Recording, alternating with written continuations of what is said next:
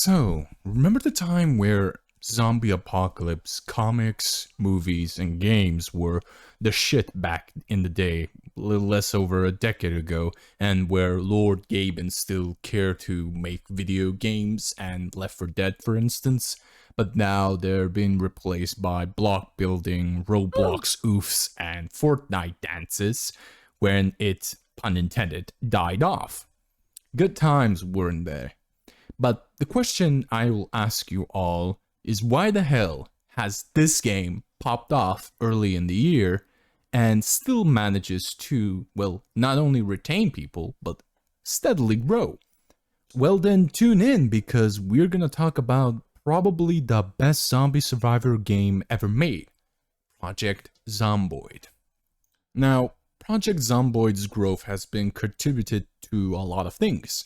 For instance, the multiplayer that was added in back in January, where it actually started to pop off, and it clearly helped, especially with the growth of roleplay streams of GTA 5 and many games where they have some roleplay elements, or better, and it having also roleplay elements did help it grow.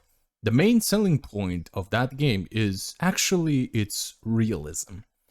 So, unlike most zombie games where you play as a gun-ho, trigger-happy murder hobo whose plot armor is so thick that you're immune to the fucking virus, Zomboid does not give you that satisfaction.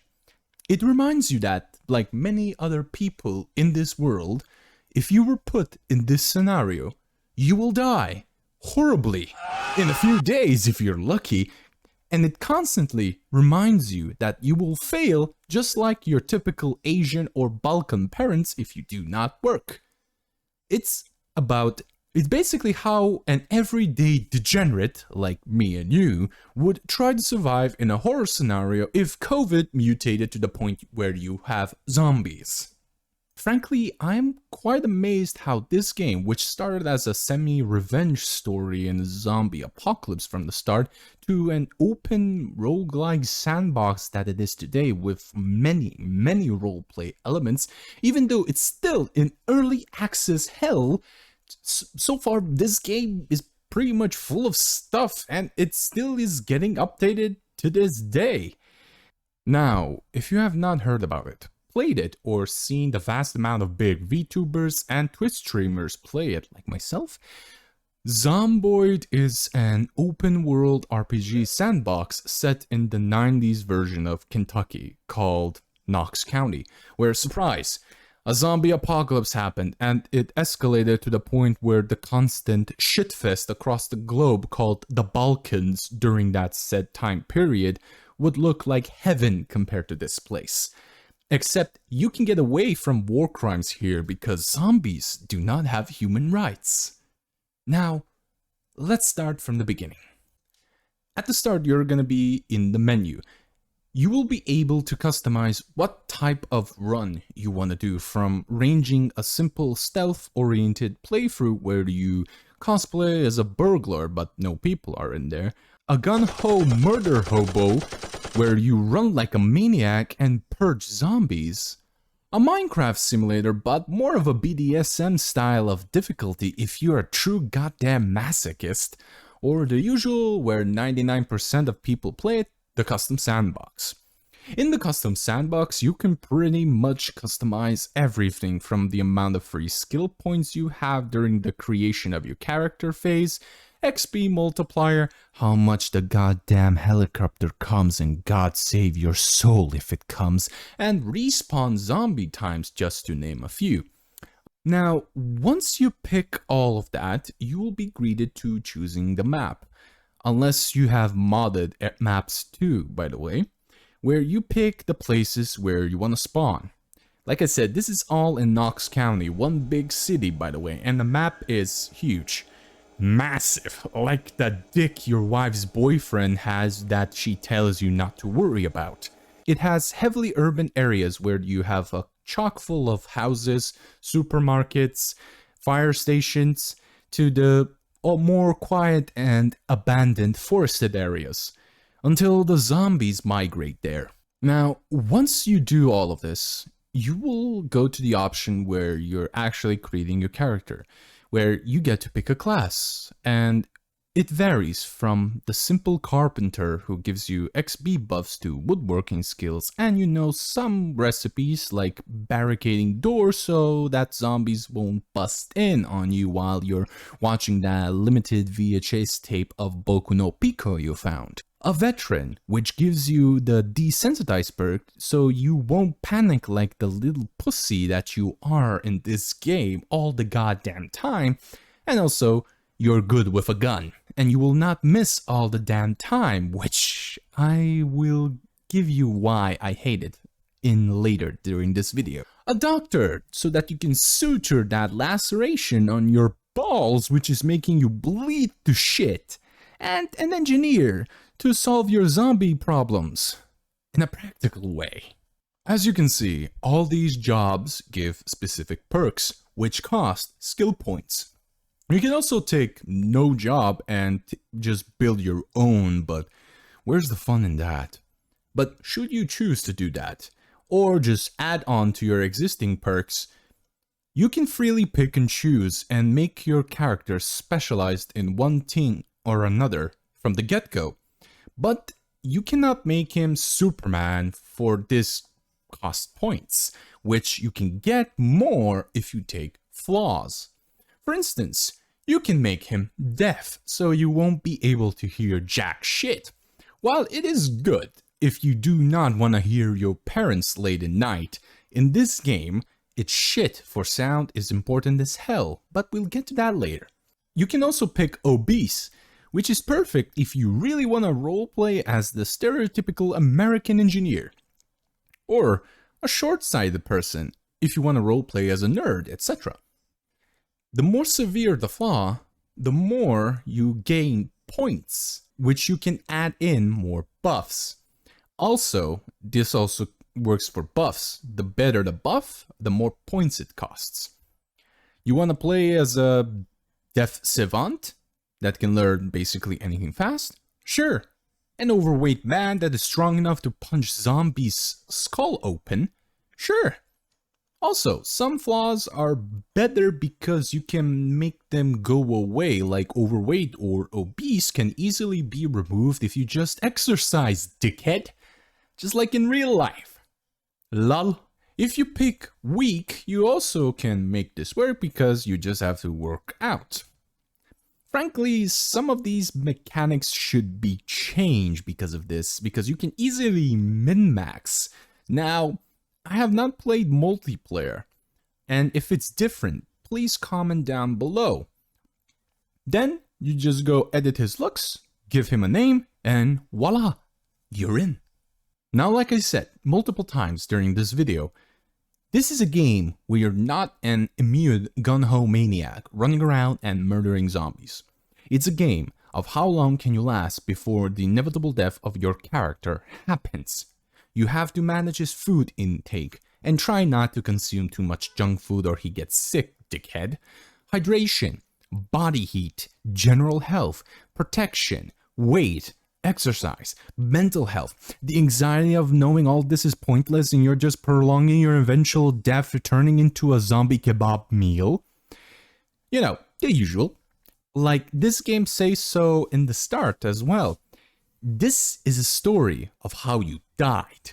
And you can die from pretty much anything here. Not just zombies, but from the environment exposure, food poisoning, eating a poisonous mushroom, eating a rotten meal. Hell, even a scratch or a laceration in a bad place, like your balls, for instance. If you do not suture it, you're gonna bleed out, dickhead. This game makes you focus hard. You see, this game has an intricate system where you have a constant feel of dread and anxiety from the start. Because for one wrong action, one greedy impulse move, will spell the doom of your character. You spend hours kitting out, making all of your scavenging worthless. Well, that is until you make a new character and heal his skull open and loot the bugger, and that's it. But you have to find the fucker. Good luck. This very reason and several other is the very reason why this game is the best out there for this genre, because it wants you to be on your toes constantly. Because of that, you will survive longer, just like how you would actually be in real life in this situation. The game has a very simple but well designed, in my opinion, line of sight and sound design, where sound is much more important because you will likely hear the zombies before you see them, especially if they are hiding in the forest. Now, once you start the game, you will legit mostly have nothing on you, just the clothes on your back. Unless you pick the starter pack option during the beginning, where you will picking and choosing your sandbox, which honestly I do recommend if you're just starting to play this game. It'll give you like a bag of crisps, water bottle, a baseball bat, and a rucksack to start with, and trust me, it's not gonna make it easy for you. After that, you will have to scavenge first off your spawn location. From here on out, you're free to do whatever the fuck you want. This is a sandbox after all.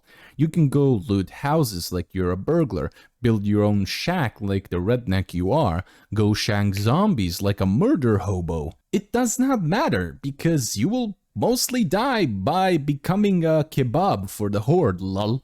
Now, see, zombies have strength in numbers. Because of this, you will rarely see them individually or in a small group which you can easily curb stomp. And if you do, they'll be most likely jumping you, for they have a tendency to scare the living shit out of you and come out of closed doors or bathrooms or in bushes.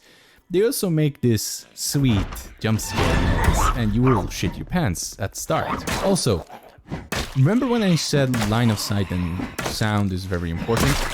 Yes, because not only it helps you detect zombies, they also can see and hear you. So you better crouch and make less noise unless you want to alert them. Now, like I said, they pretty much are in a group or a horde, and while time passes, they will grow numbers till they reach critical mass. And also, even if you manage to somehow bomb the living shit out of them or burn them, they will respawn and become a sea of zombies. But you can turn that off via turning off respawn at the start, but you're not that much of a bitch now, are you?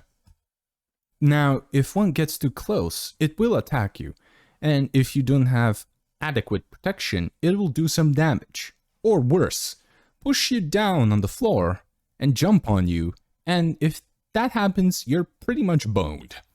Now, there are 3 types of damage that they can give. Each of their damages also gives a chance of being infected. A scratch has a measly 7% chance of, well, becoming infected. Lacerations have a not so measly 25%. And sadly, 100% chance of being affected if bitten. And now, if you are infected, no amount of bleach will save you, because it's just an amount of time before you eventually become one of the horde. Which also sucks balls if it happens, especially if you have a well-established character that survived for weeks or months and it was kitted out well. You can always make a new character like it said and give them the good old steppies and retrieve all your shit.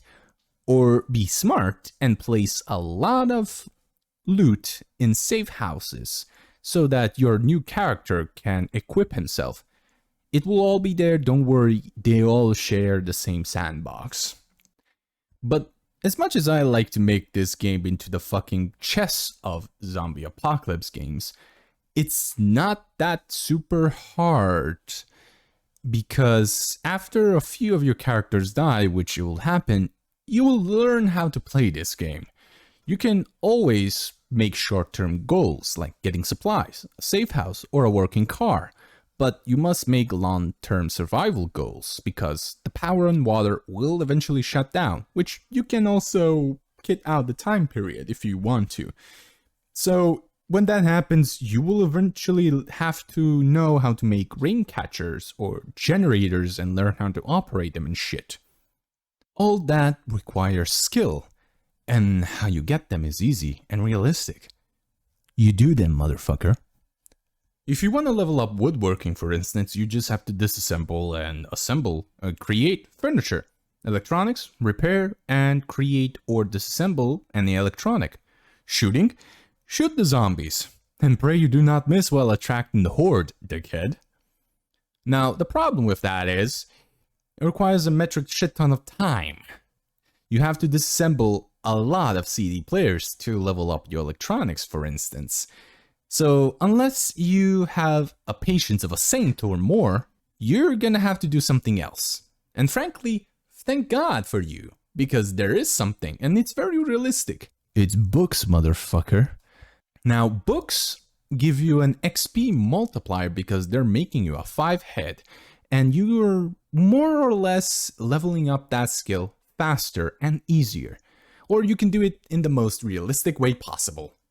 Watch TV. No, I'm serious. Sometimes while the power is still on, the TV will air shows which will give you specific XP in skills, which also you can do while finding VHS tapes and watch specific taped shows so that you can level up your skill faster. Now, reading books, watching TV, and finding VHS tapes in the early game while the power is still on, I highly recommend you do, because you will have a much easier time later on, till you get turned into a kebab.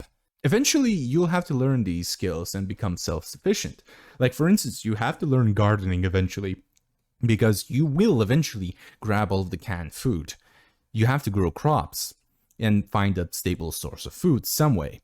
You'll have to learn how to make rain catchers and build or operate generators, because the plumbing and power will get turned off, dickhead. You will have to survive somehow. Because of all of this, the game actually has a good sense of progression. Once you level up some combat skills, you can fight more zombies, which means you will likely survive longer if you are raiding a big building like the supermarket or police station I mentioned earlier. You'll also get better clothes because of that, which give you more protection against slashes and bites, and the environment. My best advice is to get leather clothes because they're not heavy and they have a decent amount of both instances of protection from the environment and zombies. And because of this, you will eventually get the chance to get a car and have more mobility. You can travel the already huge goddamn map and carry more loot via just shoving everything in the car. Just be sure to have the gas for it, please. Once you find a generator, you can store it in the car and shove it back to your goddamn home, and you can store perishable food which you're growing when the power goes out, and make a rain catcher when the water goes out as well, etc, etc. You get the gist of it already. Because of this, the game is very dynamic and highly replayable. You can play it in multiple ways with multiple different characters, with different perks and flaws, different specializations, and it will never go stale and boring. Zombies will keep coming at you, and you will have different ways of surviving them, avoiding them, and you can customize it as well, to the point where if you're a true masochist, you can just make it so that it's so hard that it makes Dark Souls look like a children's game. The thing I like here the most is actually the combat, though. Yes, it is simple, but remember, you are not your everyday protagonist that is immune to the goddamn plague and has a metric shit ton of ammo, and you can, I don't know, or you're the chosen one where you can fucking dodge demigod sword attacks like in Dark Souls. You are the average Joe here. You do not need to make fancy rolls. You just need to swing at the head, dickhead. Yes, the melee is actually aim-based like shooting as well. You'll eventually learn how to aim a bit properly, and of course you aim for the head. You hit the head, you deal the most damage. The other thing you can do apart from swinging your goddamn weapon is to push and shove, creating a little bit of a distance for you so you can get a better swing at them, because distance is important, and a chance maybe to knock them to the ground and pile drive your crowbar into their head, or if you're a sadist, give them steppies to the head. After a while doing this, you will actually suddenly find the sound of the zombie's skull getting crushed after multiple times dying from those said bastards, that it's quite satisfying. Of course, firearms exist in this game. You have pistols, rifles, shotguns, but frankly, unless you pick the job where you can handle firearms like the policeman or veteran, you will miss all the damn time till you get better, except if you have a shotgun. And even then, you will have your XCOM aim moments missing point-blank shots. And also they make a lot of noise, so unless you have mods for adding like silencers for instance, be very careful of using them because you will attract a horde. Now the combat in general because of all of this is not in favor of fighting hordes. And it makes sense in real life because only a dumbass would fight a horde unless you have Molotovs and bombs. You are encouraged to make smart decisions. After all, dickhead, you definitely would not make those choices in real life. Right? Now, I'm not sucking the developer's dick here. This game isn't perfect at all. It suffers from the pain of being an early access. Now, there are some flaws in the game that make it more of a pain in the ass than it should have.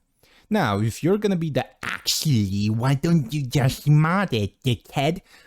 I'm a firm believer that if there's a flaw in the base game, which needs a mod for it, or there's something that is very important but not in the base game, there's a mod for it, it should be fixed or added to the base game already. Like for instance, if you somehow manage to last long enough in this video, congratulations, you're a very big pog champ.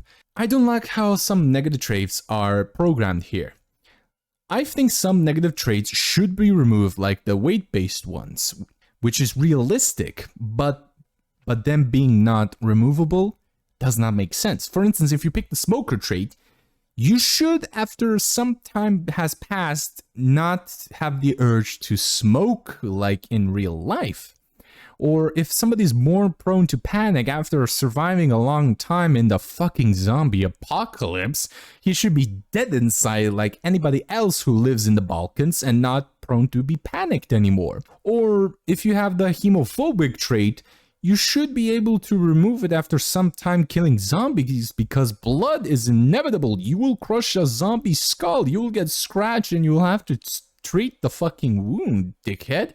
Likewise, this should be programmed in a way for positive traits as well, where you gain some of them after you complete stuff in the game. Like for instance, you get a perk that makes you better at fighting after you kill a specific amount of zombies and shit. I mean, it makes sense, right? In the zombie apocalypse, everybody changes eventually. I also firmly believe that the mood system should be changed.